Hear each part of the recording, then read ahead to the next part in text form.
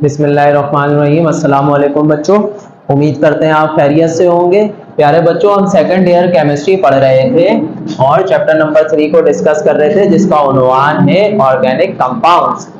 अब प्यारे बच्चों, आखिरी लेक्चर में हमने आपको पार्शियल एंड टोटल सिंथेसिस पढ़ाई थी। उसके बाद जो आपकी किताब में टॉपिक लिखा हुआ है वो है प्रोडक्ट्स ऑफ बायोटेक्नोलॉजी। अब प्रोडक्ट्स ऑफ बायोटेक्नोलॉजी को समझने से पहले आपको यह पता होना चाहिए कि बायोटेक्नोलॉजी क्या होती है। तो प्यारे बच्चों, बायोलॉजी की वो ब्रांच जो लिविंग ऑर्गेनिज्म का इस्तेमाल या उनके किसी कॉन्स्टिट्यूएंट का इस्तेमाल करे कोई यूजफुल प्रोडक्ट बनाने के लिए, तो हम उसे कहते हैं बायोटेक्नोलॉजी। दोबारा से सुन लो, बायोटेक्नोलॉजी क्या है? बायोलॉजी की वो ब्रांच जो लिविंग ऑर्गेनिज्म या उनके किसी कॉन्स्टिट्यूएंट या हिस्से का इस्तेमाल करे यूजफुल प्रोडक्ट बनाने के लिए, उस ब्रांच को हम क्या नाम देते हैं? बायोटेक्नोलॉजी का। तो प्यारे बच्चों, प्रोडक्ट्स ऑफ बायोटेक्नोलॉजी क्या होंगे? देखो लिखा हुआ है इधर, products that are made by using living organism और their ingredients such as enzymes, DNA, etc are known as products of biotechnology. तो ऐसे प्रोडक्ट्स जो लिविंग ऑर्गेनिज्म या उनके किसी इंग्रेडिएंट के इस्तेमाल से बनाए जाएं, ऐसे प्रोडक्ट्स को हम नाम देते हैं प्रोडक्ट्स ऑफ बायोटेक्नोलॉजी। इंग्रेडिएंट से क्या मुराद है? उनके एंजाइम इस्तेमाल किया जाए, उनका डीएनए इस्तेमाल किया जाए, उनके सेल्स इस्तेमाल किए जाएं किसी भी यूजफुल प्रोडक्ट को बनाने के लिए जो मैनकाइंड के लिए यूजफुल हो, जो इंसानी जिंदगी के लिए यूजफुल हो। तो ऐसे प्रोडक्ट्स को हम क्या नाम देते हैं? Products of biotechnology. जल्दी से बात अच्छी सी पक्की कर लो। ऐसे सारे प्रोडक्ट्स, क्या बोला? ऐसे सारे प्रोडक्ट्स जो लिविंग ऑर्गेनिज्म या उनके किसी इंग्रेडिएंट के इस्तेमाल से बनाए जाए, उन प्रोडक्ट्स को हम क्या नाम देते हैं? Products of biotechnology. एग्जाम्पल के तौर पर आपको समझाते हैं प्यारे बच्चों। एग्जाम्पल के तौर पर अगर आपको समझाया जाए तो आपकी बॉडी में एक ऑर्गन होता है जिसका नाम होता है पैनक्रियास। अब इस पैनक्रियास से एक हार्मोन रिलीज होता है, इस पैनक्रियास से एक हार्मोन रिलीज होता है जिसका नाम होता है इंसुलिन। इस पैनक्रियास से एक हार्मोन रिलीज होता है जिसका नाम होता है इंसुलिन। अब इंसुलिन का क्या काम होता है भाई? ये रेगुलेट करती है। इंसुलिन क्या करती है? ब्लड लेवल, ब्लड में शुगर के लेवल को रेगुलेट करती है, कंट्रोल में रखती है। ब्लड में शुगर के लेवल को कंट्रोल में रखती है। लेट सपोज करते हैं, एक एग्जांपल से इस बात को समझते हैं कि आपके घर में कहीं से मिठाई आ गई। लेट सपोज करो बराबर वाले की शादी हुई, उसने आपके घर में जो है मिठाई का एक डब्बा भेज दिया। अब आपने ये सोचा कि सारी मिठाइयां बहन भाई नहीं खा जाए, तो जल्दी से मैं 2-3 खा लेती हूँ या खा लेता हूं। तो आपने फटाफट 2-3 मिठाइयां खा ली। अब आपके ब्लड में शुगर पहुंची, शुगर ज्यादा हो गई। अचानक से आपने 2-3 मिठाइयां खाई तो क्या हुआ? शुगर ज्यादा हो गई। तो इंसुलिन सिक्रिएट होगा आपके पैनक्रियास से, आपके लबलबे से इंसुलिन सिक्रिएट होगा और क्या करेगा? ब्लड में शुगर के लेवल को कम करेगा। अब ये पूरा एक प्रोसेस चल रहा होता है, बायोलॉजी में आप ये सब पढ़े लेते हैं। तो इंसुलिन का क्या काम होता है कि ये ब्लड में शुगर के लेवल को रेगुलेट करता है, कंट्रोल में रखता है। अब आपने अगर ज्यादा मीठा खाना शुरू कर दिया तो एक वक्त आता है कि इंसुलिन आपके पास खत्म हो जाती है। इंसुलिन जो है बनना खत्म हो जाती है। इंसुलिन जितनी आपकी बॉडी में रखी गई थी वो सारी इस्तेमाल हो जाती है। तो फिर क्या हो जाता है? आपको डायबिटीज हो जाती है। अब डायबिटीज के लिए जो डायबिटीज के पेशेंट होते हैं वो सिंथेटिक इंसुलिन का इस्तेमाल करते हैं। आपने देखा होगा जिनको डायबिटीज की बीमारी हो जाती है ना, वो खाने से पहले इंजेक्शन लगाते हैं, इंजेक्शन लगाते हैं। वो इंजेक्शन किसका होता है? इंसुलिन का होता है। अब इंसुलिन कैसे बनाई जाती है भाई? इंसुलिन बनाई जाती है जेनेटिक इंजीनियरिंग से।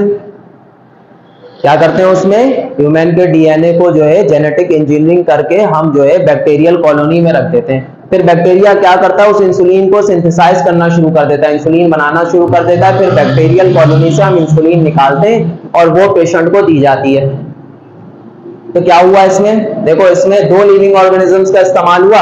एक तो ह्यूमन डीएनए पे जेनेटिक इंजीनियरिंग की गई और दूसरा बैक्टीरिया का इस्तेमाल हो रहा है। बैक्टीरिया भी जरूरी है इंसुलिन को बनाने के लिए, सिंथेसाइज इंसुलिन को बनाने के लिए।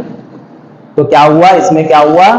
लिविंग ऑर्गेनिज्म या उनके किसी कॉन्स्टिट्यूएंट का इस्तेमाल हो रहा है, तो ये प्रोडक्ट भी क्या कहलाएगी, इंसुलिन भी, सिंथेसाइज इंसुलिन भी क्या कहलाएगी, प्रोडक्ट ऑफ बायोटेक्नोलॉजी। तो ऐसे प्रोडक्ट जो लिविंग ऑर्गेनिज्म या उनके किसी कॉन्स्टिट्यूएंट या इंग्रेडिएंट के इस्तेमाल से बनाए जाए, उसे उन प्रोडक्ट्स को हम नाम देते हैं प्रोडक्ट्स ऑफ बायोटेक्नोलॉजी का। अच्छा, ये आपकी किताबी एग्जांपल भी देख लेते हैं। किताब में जो एग्जांपल लिखी हुई है वो लिखी हुई है इथाइल अल्कोहल। इथाइल अल्कोहल या इथानॉल की जो है कमर्शियली कैसे बनाया जाता है, ये एग्जांपल आपकी किताब में लिखी हुई है। लिखा हुआ भाई इथाइल अल्कोहल को बनाने के लिए जो प्रोसेस इस्तेमाल किया जाता है वो होता है फर्मेंटेशन का। फर्मेंटेशन का इन विच, अच्छा यहाँ पे विच भी आएगा, in which certain enzymes are secreted by micro organism or involved. अब फर्मेंटेशन का प्रोसेस उस वक्त तक कंप्लीट नहीं होगा जब तक माइक्रो ऑर्गेनिज्म के एंजाइम उसमें शामिल नहीं होंगे।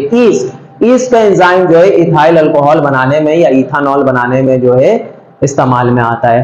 तो क्या हुआ, हमने माइक्रो ऑर्गेनिज्म के ईस्ट के एंजाइम की जरूरत पड़ी फर्मेंटेशन करने के लिए इथानॉल की। तो इसमें क्या हुआ, एक लिविंग ऑर्गेनिज्म का कोई इंग्रेडिएंट इस्तेमाल हुआ, तो ये भी क्या कहलाएगी, इथाइल अल्कोहल भी क्या कहलाएगी, प्रोडक्ट्स ऑफ बायोटेक्नोलॉजी। ठीक है जी, तो ये थी बात प्रोडक्ट ऑफ बायोटेक्नोलॉजी की। अब हम आते हैं अगले टॉपिक पे जिसका उन्वान है destructive distillation of coal. Destructive distillation of coal. Destructive distillation of coal क्या होता है प्यारे बच्चों, देखो लिखा हुआ है when coal is heated in the absence of air. जब कोयले को एब्सेंस ऑफ एयर में हीट किया जाता है तो उसके नतीजे में हमें कुछ जो है यूजफुल प्रोडक्ट्स मिलते हैं। जब कोल को एब्सेंस ऑफ एयर में हीट किया जाता है तो उसके नतीजे में हमें कुछ यूजफुल प्रोडक्ट मिलते हैं, और इस फेनोमेना को या इस प्रोसेस को हम क्या कहते हैं, डिस्ट्रक्टिव डिस्टिलेशन ऑफ कोल। सही, तो बात पक्की कर लो, डिस्ट्रक्टिव डिस्टिलेशन क्या होता है, जब भी कोल को एब्सेंस ऑफ एयर में हीट किया जाएगा तो वो कहलाएगी डिस्ट्रक्टिव डिस्टिलेशन। अब डिस्ट्रक्टिव डिस्टिलेशन करने की जरूरत क्यों पड़ गई भाई, जरूरत इस वजह से पड़ गई जब हम कोयले की डिस्ट्रक्टिव डिस्टिलेशन करते हैं तो हमें कुछ वेरियस यूजफुल प्रोडक्ट्स मिलते हैं, कुछ हमें यूजफुल प्रोडक्ट्स मिलते हैं, उनके लिए हम डिस्ट्रक्टिव डिस्टिलेशन करनी पड़ जाती है। अच्छा, डिस्ट्रक्टिव डिस्टिलेशन में टेम्परेचर की रेंज क्या होती है, डिस्ट्रक्टिव डिस्टिलेशन में टेम्परेचर की रेंज होती है 400 डिग्री सेंटीग्रेड से 900 डिग्री सेंटीग्रेड तक। तो बात जल्दी से अच्छी सी पक्की कर लो। अगर समझाने के लिए आपको बात बताई जाए, लेट सपोज करते हैं हमने एक टेस्ट ट्यूब में हमने क्या किया, कोल ले लिया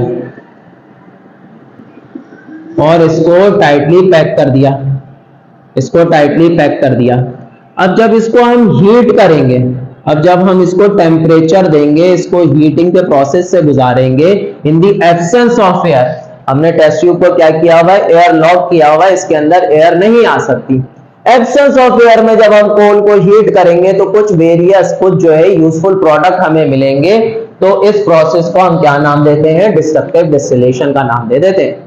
अब कौन कौन से प्रोडक्ट मिल रहे हैं भाई, कोक मिल रहा है 98 to 99% इसमें जो है ना कार्बन होता है कोक में। प्योरेस्ट फॉर्म ऑफ कोल इसे कहा जाता है कोक को। अच्छा, अब ये इस्तेमाल में किस लिए आता है भाई, जो चीजें इतना जब हम प्रोसेस कर रहे हैं डिस्ट्रक्टिव डिस्टिलेशन का, उनसे जो चीजें बन रही हैं उनका काम में आना भी जरूरी है भाई।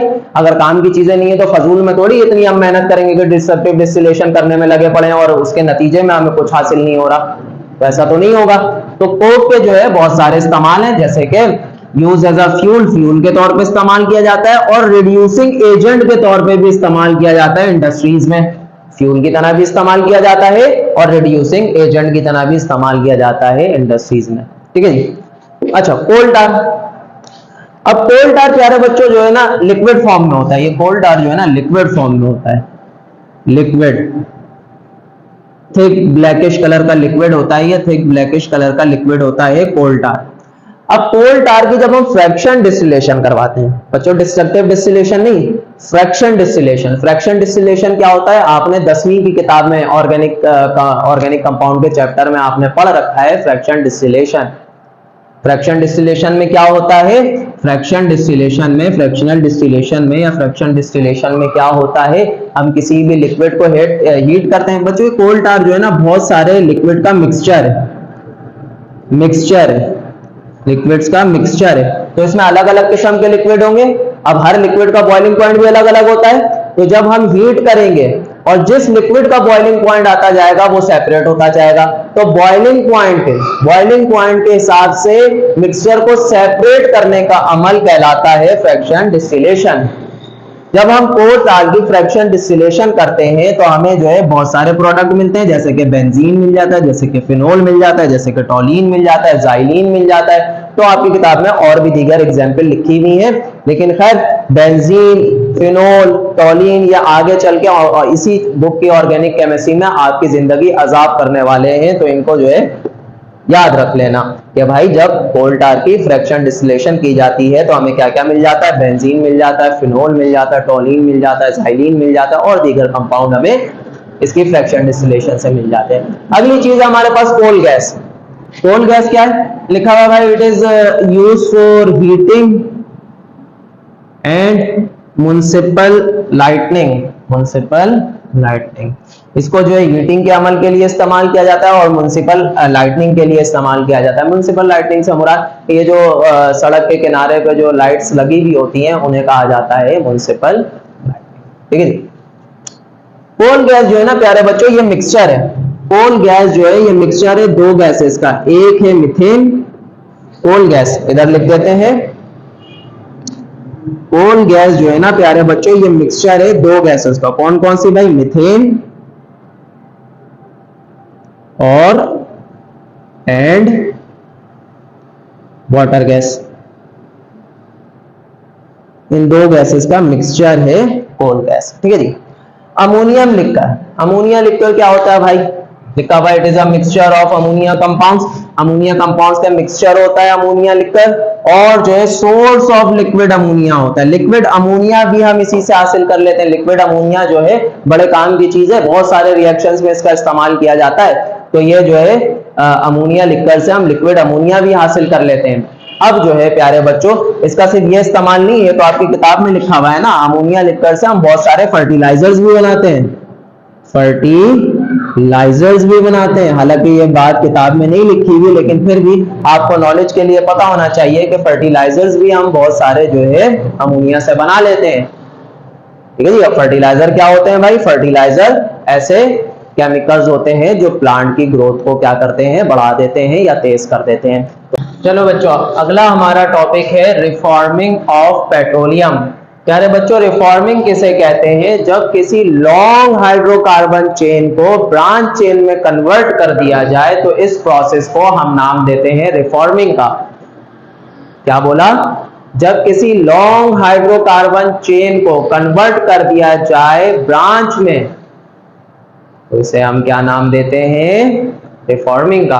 देखो जरा बात को सुनना, जब किसी लॉन्ग हाइड्रोकार्बन की चेन को कन्वर्ट कर दिया जाए ब्रांच चेन में, कन्वर्ट कर दिया जाए ब्रांच चेन में, तो इस प्रोसेस को हम नाम देते हैं रिफॉर्मिंग ऑफ पेट्रोलियम।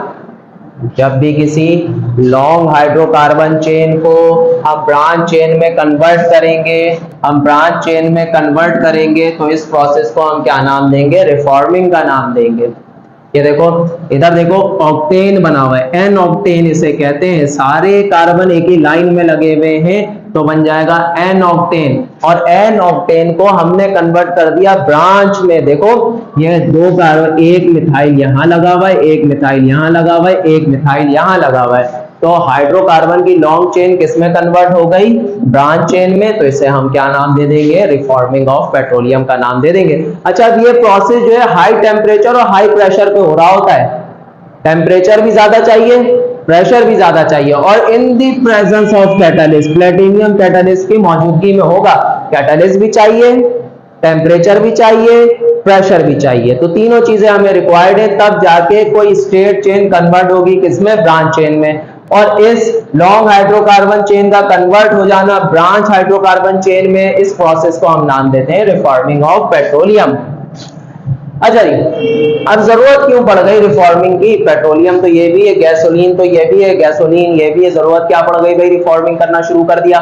कोई सस्ता प्रोसेस थोड़ी है, कोई सस्ता प्रोसेस थोड़ी है कि लॉन्ग हाइड्रोकार्बन चेन ऐसी थोड़ी पड़े पड़े जो है ब्रांच में चेंज हो जाएगी। नहीं सर, पैसे लगते हैं, पैसे लगते हैं, मेहनत लगती है। क्यों करने पड़ गई भाई? क्योंकि ये जो है अगर स्ट्रेट चेन होगी ना, स्ट्रेट चेन गैसोलीन का आप इस्तेमाल करोगे तो आपके इंजन में जो है नॉकिंग पैदा हो जाएगी।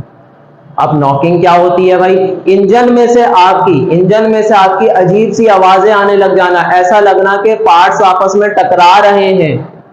एक अजीब सी आवाज आने लग जाती है इंजन में से। जब आप खराब पेट्रोल का इस्तेमाल करते हो तो इंजन में खराब सी आवाज पैदा होना शुरू हो जाती है, ऐसा लगता है कि पार्ट्स आपस में टकरा रहे हैं। तो उस आवाज को हम कहते हैं नॉकिंग। तो इससे कैसे बचा जाता है? इससे बचा जाता है रिफॉर्मिंग करवा के पेट्रोलियम की। आप पेट्रोलियम की रिफॉर्मिंग करवा दो तो ये रिफॉर्मिंग हेल्प करती है एंटी नॉकिंग में। ये देखो इधर हमने जुमला लिखा हुआ है, reforming is helpful in anti knocking of engine. जब आप अच्छा गैसोलीन डलवाओगे, रिफॉर्म हुआ हुआ गैसोलीन अपनी इंजन में डलवाओगे तो क्या होगा? वो इंजन को रेजिस्ट करेगा नॉकिंग करने से। ये गैसोलीन क्या करेगा? रेजिस्ट करेगा इंजन को नॉकिंग करने से। ठीक है जी। अच्छा, अब पहले नॉकिंग के लिए जो है रिफॉर्मिंग ऑफ पेट्रोलियम नहीं की जाती थी, उसके लिए जो है टेट्रा इथाइल लेड का इस्तेमाल किया जाता था। देखो लिखा हुआ है, previously tetra ethyl lead was used as a additive in gasoline to reduce knocking. भाई पुराने जमानों में जो है ना रिफॉर्मिंग नहीं होती थी, लेकिन इंजन में नॉकिंग तो तब भी होती थी। तो एक पेट्रोल के साथ, गैसोलीन के साथ एक और चीज मिक्स की जाती थी जिसका नाम था टेट्रा इथाइल लेड। अब टेट्रा इथाइल लेड जब आप पेट्रोल के साथ मिक्स कर देते तो इंजन में से नॉकिंग खत्म हो जाती थी। तो सर क्या जरूरत पड़ गई कि भाई रिफॉर्मिंग करना पड़ गई, टेट्रा इथाइल लेड का इस्तेमाल करते रहते हैं। लेकिन इसमें खराबी है ना, ये लेड जो है ये बड़ी खराब चीज है। जब आप टेट्रा इथाइल लेड का अपने पेट्रोल के साथ इस्तेमाल करते थे तो वो इंजन में जाके कंबस होता था, और फिर जब गाड़ी में से स्मोक बाहर आता था तो क्या होता था? लेड भी उसके साथ बाहर आता था और लेड आपके एनवायरनमेंट में शामिल हो जाता था। अब ये लेड जो है ना पॉइजनस होता है। भाई बड़ी बड़ी फैक्ट्रीज को भी इजाजत नहीं है कि वो लेड का इस्तेमाल करें। अगर कर भी रही है तो बहुत कम क्वांटिटी में वो एनवायरनमेंट में रिलीज होना चाहिए।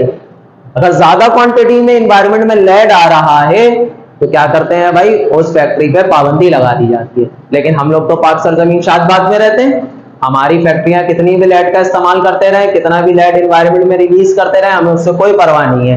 तो इंसानी सेहत का दुश्मन है ये लेड। दरख्तों के लिए खतरनाक है, इंसानों के लिए खतरनाक है, जानवरों के लिए खतरनाक है।